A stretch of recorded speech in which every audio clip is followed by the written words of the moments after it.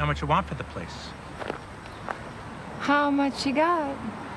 Half of what I had before I met you. Huh? What are you doing here? Working. Really? I thought the internet would have made your job obsolete.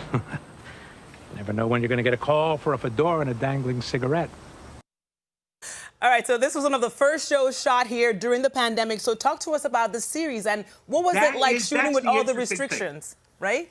Yeah, having worked since I did Hudson Falls, things have become much more stringent, especially in LA.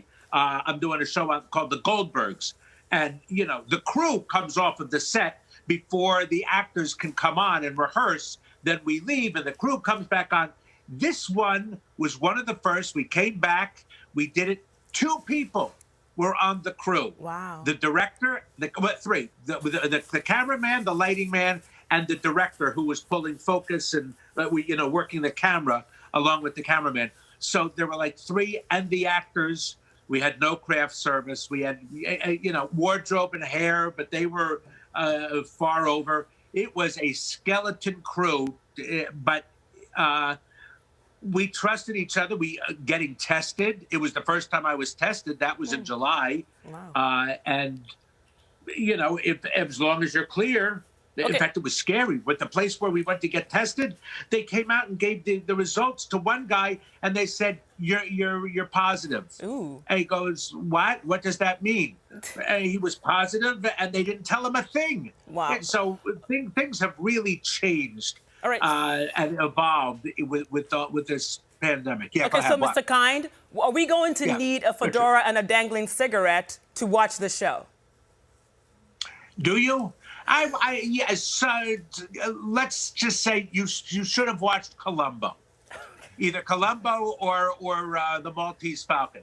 I play a detective, and detectives don't usually look like me unless you're talking about The Long Goodbye. And I play a detective. Well, what's interesting is the gentleman who wrote and directed this was hired before to write a series that had a scientific theme. And he wrote about women in the Congo or something who, in any case, he made that, and they said less science, more story. So he wrote a story that is about genetic engineering for food. Whoa. But it's a detective story. It's a murder mystery.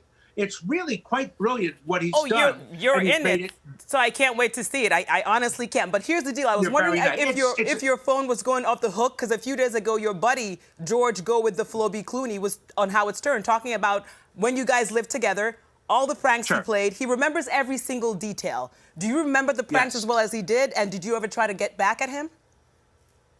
Oh, you don't dare get back at him. He's much too clever, and he'll come back at you with cannons roaring. You do not go after him. He's too good. And do I remember it? It was my youth. And they were great days. And, the journey is a lot of times better than the result. The end of the journey. Not that I'm not still taking a journey, but when you're young and it's all new and fresh and you have no idea, it's really great. And he's such a wonderful man. And we grew up influencing each other and getting fame in the business, or a modicum of fame on my part and enormity on his. It's quite something.